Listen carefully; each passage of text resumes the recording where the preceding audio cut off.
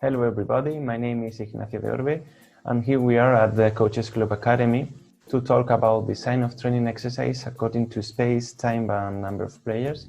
We also want to, we will see also technical, tactical, conditioning and psychological considerations inside the training sessions, okay? So first of all, please let me introduce myself. I studied sports science in Spain, the country where I live and where I was born. And I did the specialization in high performance football. And I also studied a master's degree in general certificate secondary education teacher and a master in sports business management, okay? And I'm a football coach and I work as a football coach for many years. And I also participate or do these kind of presentations in order to share different kind of knowledge and also to learn about many different coaches. Recently I have published my first book. It's called Antonio Conte, La Estructura. It's about this Italian coach. And currently I'm doing my final project to obtain the UEFA Pro license. Okay, so we are going to divide this session in three important points. The first one is the structure of a training session. I'm pretty sure you know how to design a training session, which is the basic structure, but we are going to review because there are so many things that sometimes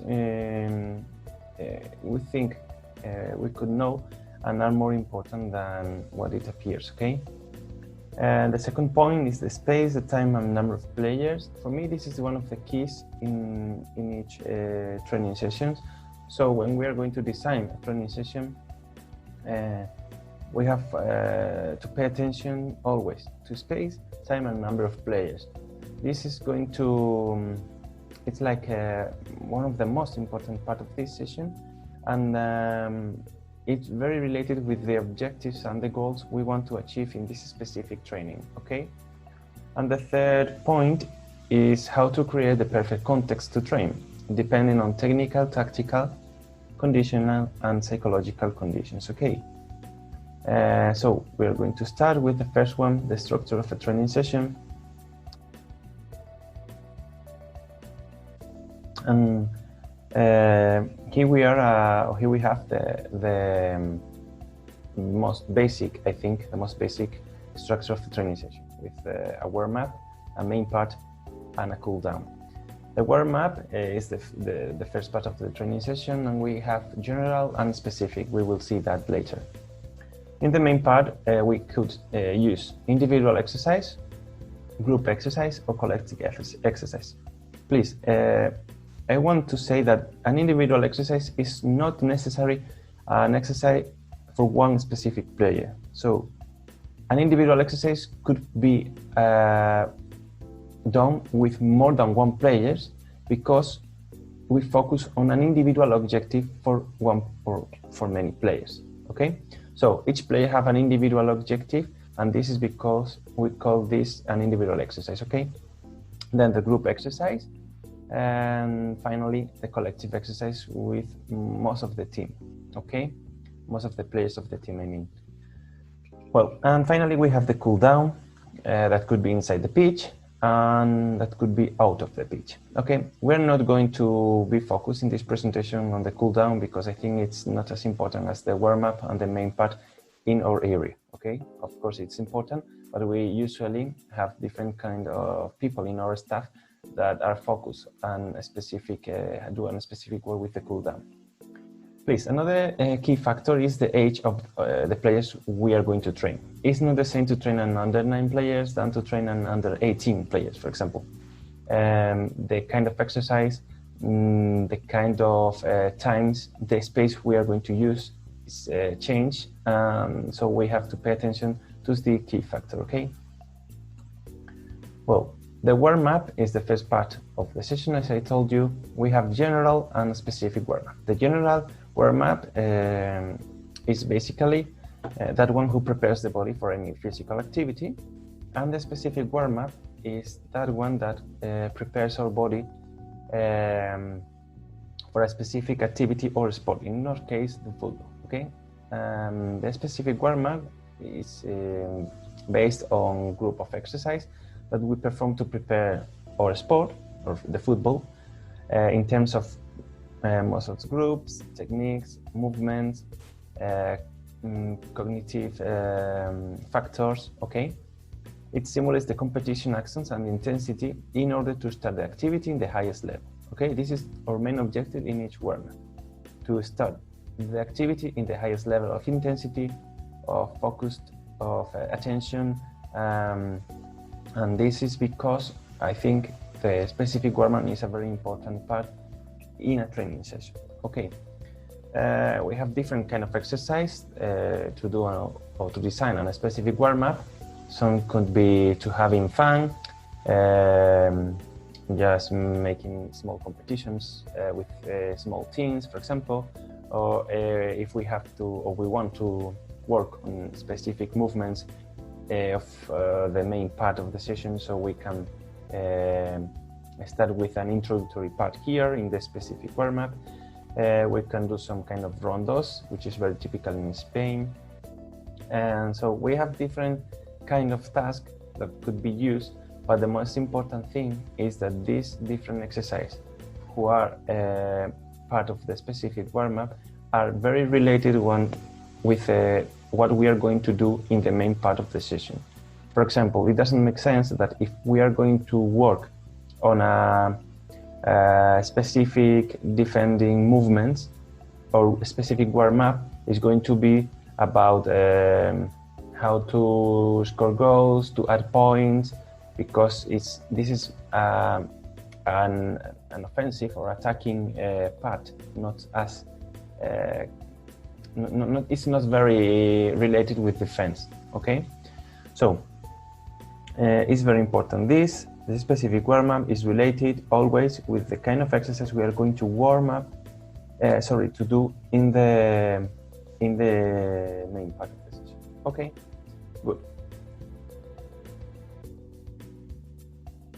Well, the main part of the session, I think it's a good advice to know different kind of exercise. So we have to have a family of exercise or a menu of exercise that, depending on what we want to work with our players, with our team, we're going to use different kind of exercise, okay? Here there is an example of a familiar or a menu of our task. We have physical exercises, combined actions, small-sided games, large-sided games, modified matches, circuit, analytical exercise, and corners, free kicks, okay? And as I told you, this menu or this family of tasks could be individual exercises, group exercise, or collective exercise. It depends on the objective we want to achieve with our players or with our team.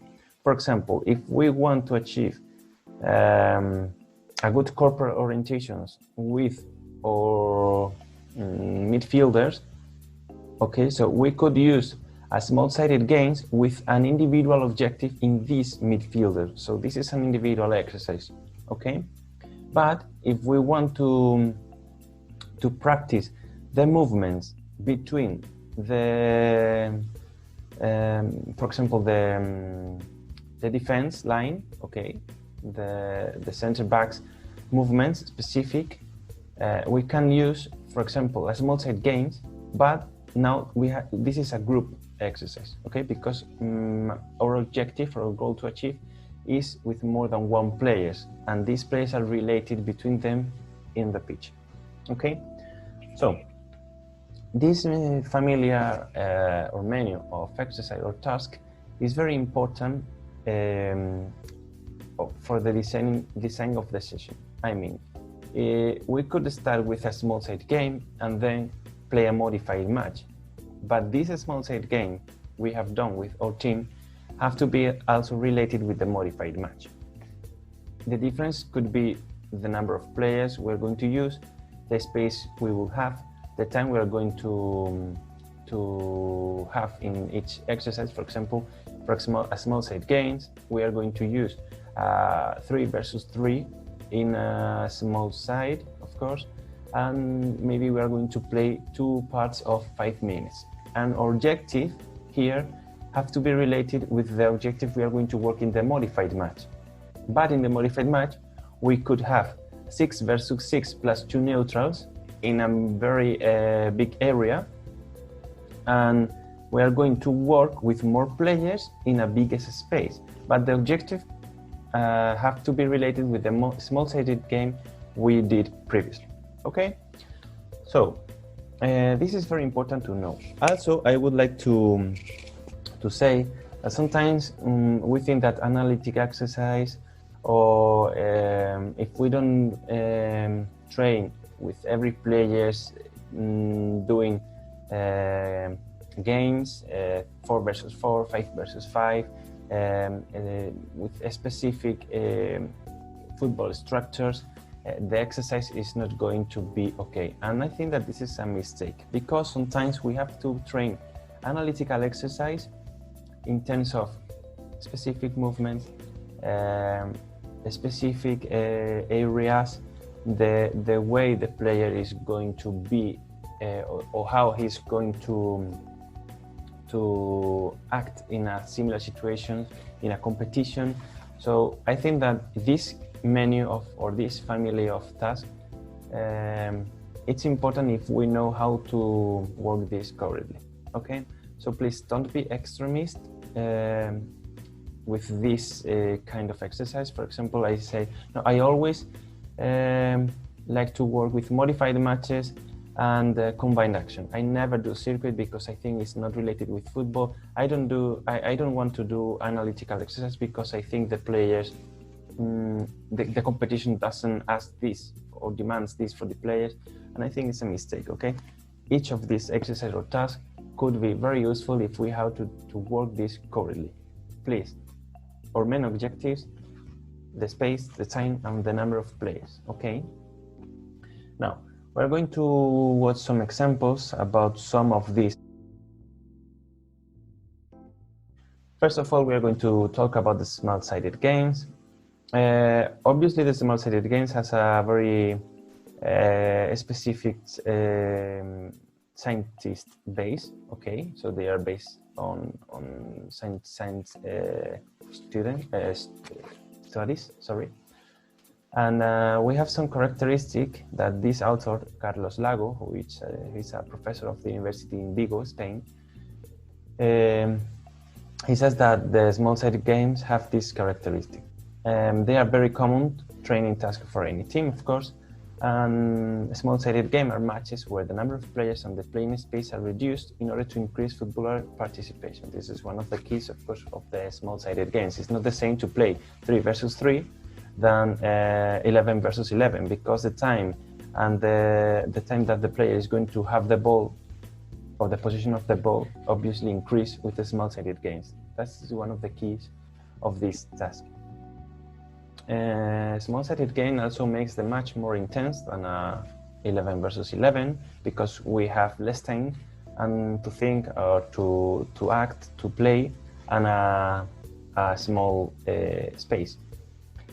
And we know a lot about the possibilities for adaptations to this that these small-sided games can offer, depending on their characteristic. Okay, I told you that depending also on the objective we want to achieve. And the intensity of this exercise can be manipulated or affected by various factors, including the number of players, the size and shape of the playing space, the duration of the exercise and the recovery period, and others like the rules of the game, the coach enthusiasm, and the method for scoring a point or goal. This is a very important fact, or a key factor too, that we usually we don't pay enough attention to this, in my opinion. We can design one of the best training sessions of the world, but if we don't have the enthusiasm and we are not doing the correct feedback, we are not with our players, the quality of this training session is going to be low and low. Okay, and well, the conclusion of this author is that clearly the potential small-sided game adaptations depend on a specific condition in which they are being played. Okay, we're going to watch an example of a small-sided games. There are lots of examples. Here we have a video of these small-sided games with one neutral, okay, and two teams that they have to score in these small goals.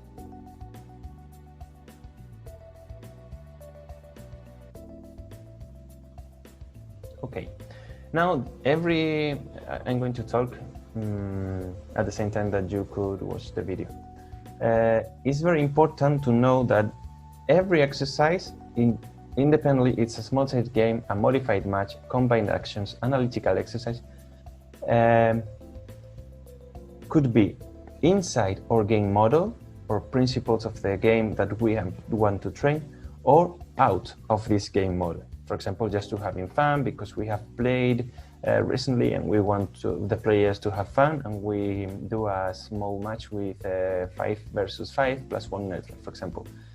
This is part of the objective too, but it's very important if we want to introduce our game model in each task, or if this task is out of our game model.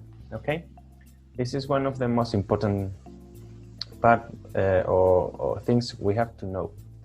Okay, now we have to talk about analytical exercise. And some years ago, this analytical exercise were very common in football training, but nowadays it's like some coaches have reject this kind of work. I think it's a very interesting part of a training session if we do this correctly, because it could be very useful to train some specific movements we are going to have in the competition, and some specific part of techniques that we want to improve, because the technique of the players in a good context, which means that tactically okay, it's very, very interesting to train. And here we are going to watch an example of how improve the technique, the passing, shooting, hitting, this tactical situation and specific movements we could train with analytical exercise, the relationship between the players, for example, the winger and the striker, the midfielder and the winger, okay? These specific movements we could train with analytical exercise, because in the competition, these situations are going to be in each match, okay? And also with training specificity, okay? Let's see this example. It's very, very analytical exercise, but I think it's very interesting, okay? This kind of movements, how the striker go to attack the space, how the midfielders have to pass.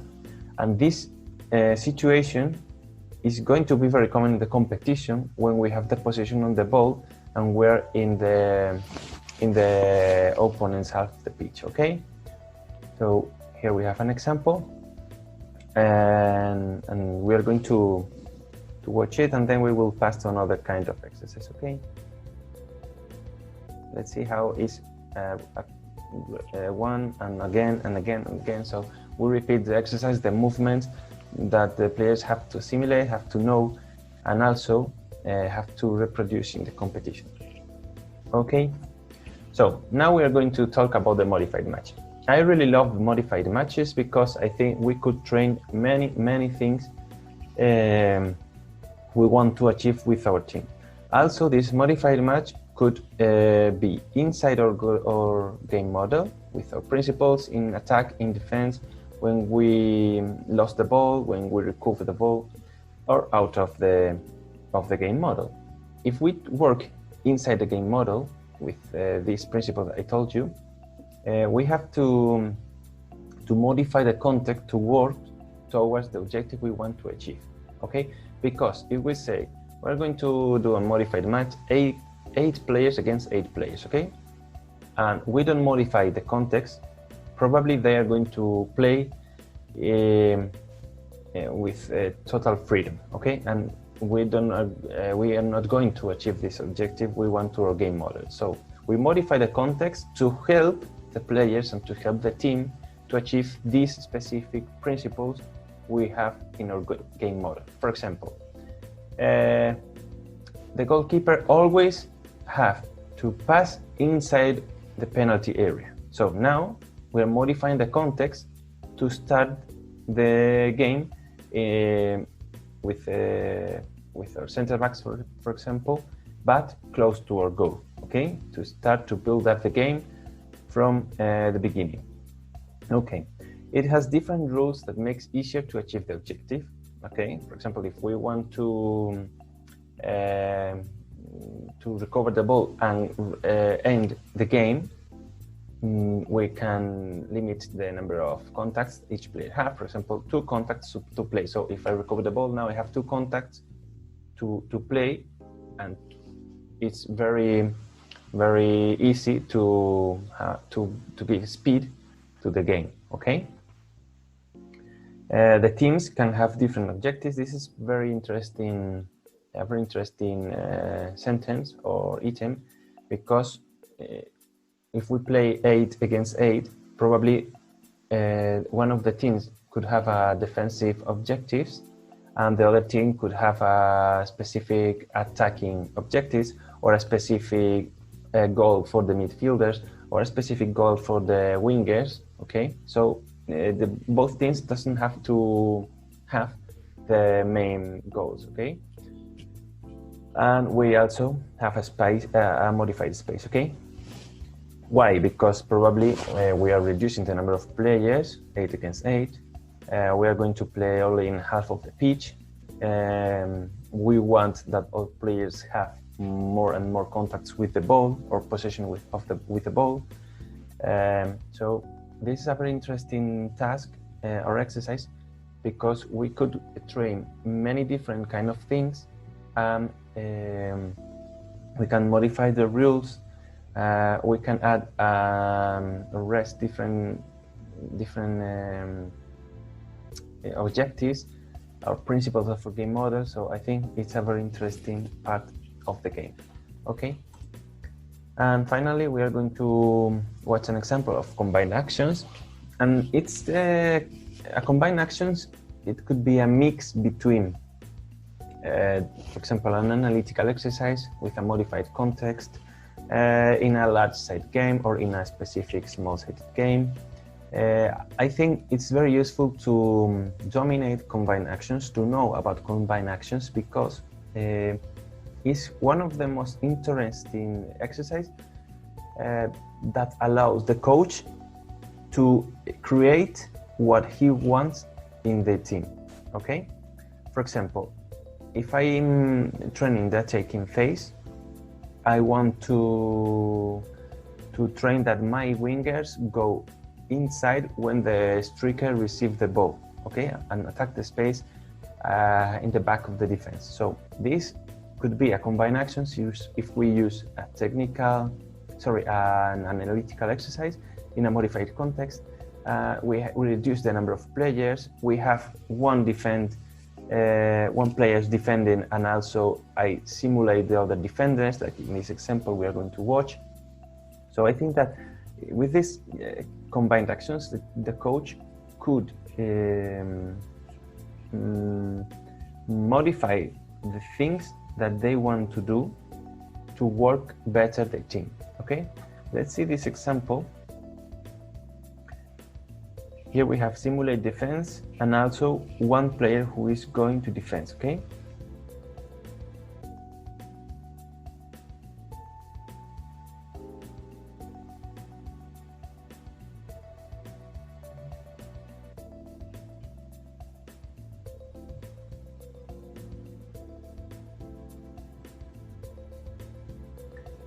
So we could think that it's an analytical exercise because the movements are constantly repeatedly, one again and again and again. But we also have this kind of context that allows us to achieve what we want to work with them. So the players, for example, we do this exercise. The players are going to simulate these movements, what the coach wants. Now, the next exercise could be a modified match in which we have 6 defenders, or a team of 6 defenders, and 8 players attacking. Okay, so these 6 against 8 that I'm telling you could be a modified match before, after we have been doing this combined action. So the movement is going to be repeated, but the difficulty of the exercise has increased because now we have some players that are going to defend us. Okay, so this is very interesting exercise to work on specificity, and I really recommend you because, of course, in the elite, most of the coaches practice this. Okay. We are going to talk about how to create the perfect context in our task. Well, first of all, we are going to difference the phases of play than the moment of the game. I think this is very important if we are going to design a training session, and also if we have to create the perfect context to each exercise. We have 4 phases of play: attacking, transition to defend, defending, and transition to attack. Okay, as simple as that. And each phase have different kind of moments. So we have different moments in each game. In attacking, we have the start, the development, and the end. Okay. In transition to defend, we have pressing, for example, or defensive reorganization. That could be in the half of the pitch, or maybe in our own part of the pitch, if we are the very consistent defense. Okay.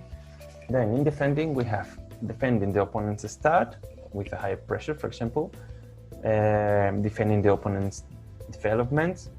We have to decide, for example, if we want to defend a specific area, if we want to defend specific movements, specific players. Okay. And defending the opponent's end, so defending our main goal, okay, our own goal.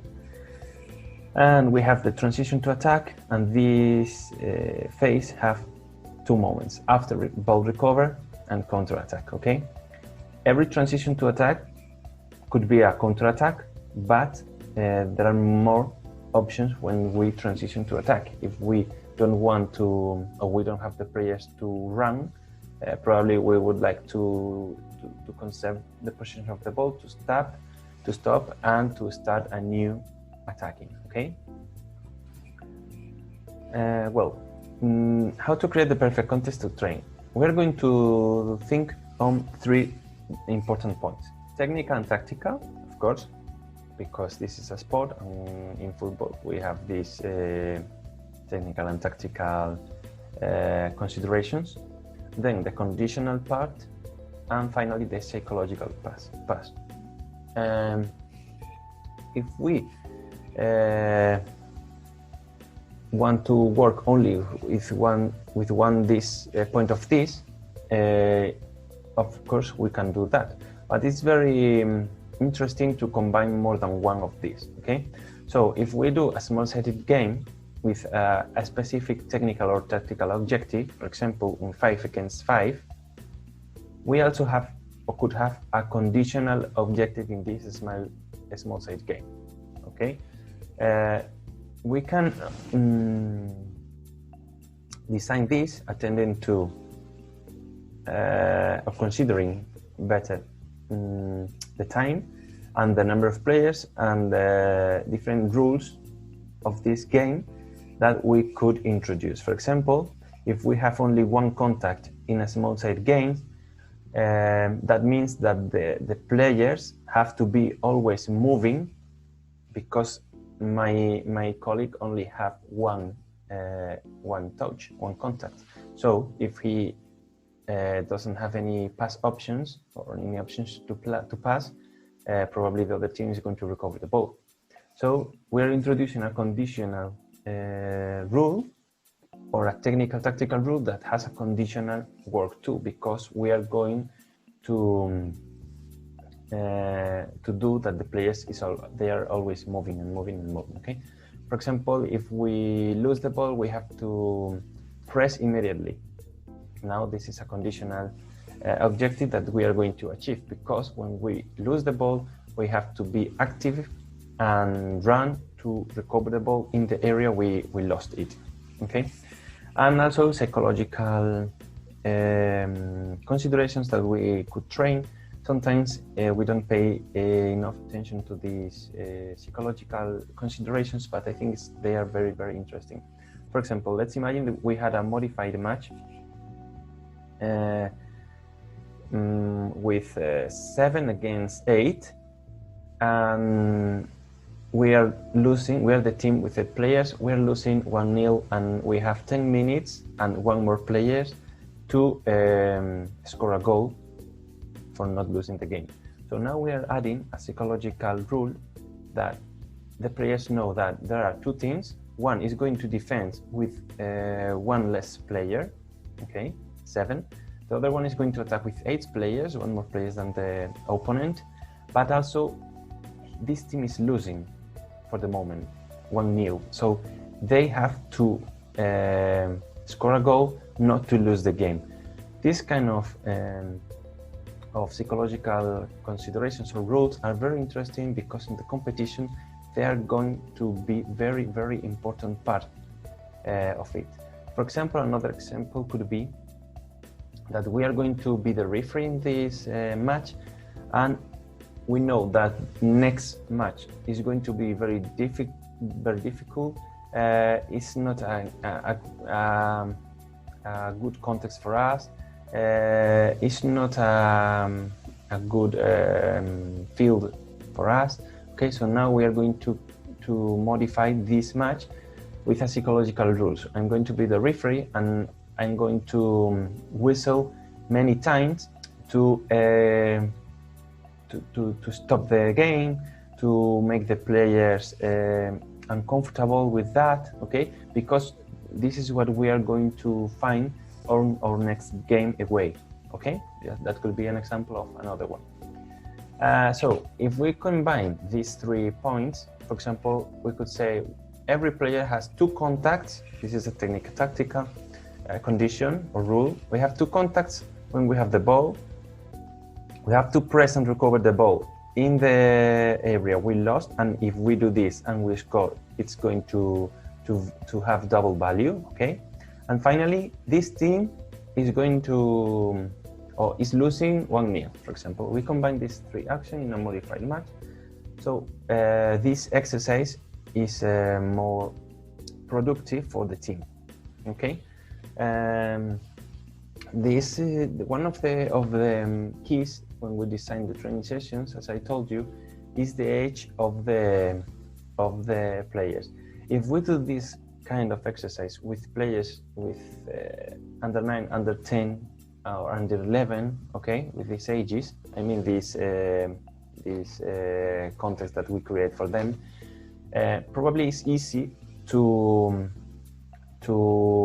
educate them in these competitions problems they will have to solve when they play football. Okay, so it's more difficult to add these psychological rules for players who have 20 years, 21, 22, because they have many footballs in years of football in their boots. But if we start with these combined actions, when the players are going to start in this sport at the age of 11, 12, 13, okay, so that could be very interesting for them. I'm not saying that we focus on the competition with these ages, because I think there are other objectives or goals to achieve with the most important the competition, of course, with this kind of children. But it's very interesting to introduce this kind of things, because they are going to have this as part of the sport they love. Okay, so I think it's very important, and I really recommend you to do this. Another thing I would like to say to you, to all of you, is that sometimes we think that when a training session doesn't work correctly, it's because the players are not focused today, on the training and the players are not doing well, this player doesn't have a good technique for that exercise, they don't understand the movement we want to practice, and sometimes we are always thinking on why the players doesn't understand our training exercises, and sometimes we have to look for ourselves and say, hey, we have this kind of players, this is the level of our players, what we want to work with them, this is our game model. Probably if you have a very good team, you could have a very good game model. Well, not good, because for me every game model is perfect if you could develop this perfectly, okay? So you could have a more sophisticated game model, and probably you have to simplify some things for them, okay? So let's try to think about our players, but let's try to think also to ourselves, to have feedback of our training design. If possible, if some mate could say his opinion about training tasks we have done, or of this kind of examples, is very important to grow up as a coach, and also to be always to have the ability to improve our training session design, okay? Well, to sum up, I would like to share with you some references. Some are in English, some are in Spanish.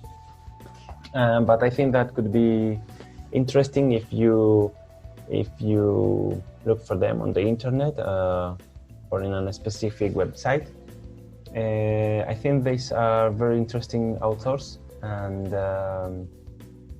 I really recommend you, because sometimes we think we know everything about what we do every week or daily, which is to train, but sometimes it's a good option to stop, to look for other kind of studies, to look for other kinds of methodologies, or the way other coaches used to train. So here I share with you these references. Some of these things I told you in this presentation, but I think it could be very interesting for you, okay? And finally, I would like to say thank you to all of you. Sorry, because I think that I could have some mistake in grammatically mistake or vocabulary mistake in English. Sorry for that, but I'm pleased to share with you this time.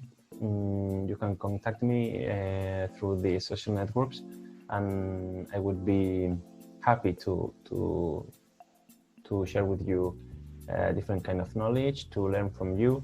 And also I would like to say thank you to the Coaches Club Academy for giving me the opportunity to share with you this presentation, and also to talk about this design of training sessions. So remember, when you watch this presentation, that we have three main points. Each one is very important because it's related to the other one, and sometimes we can do more than we do in a training sessions, creating the perfect context for our players, using the best exercise of our menu of tasks, and also focus on the work we want to achieve, okay? So as I told you, thank you very much. It was a pleasure for me. I hope we could repeat very soon. Okay, thank you, mates.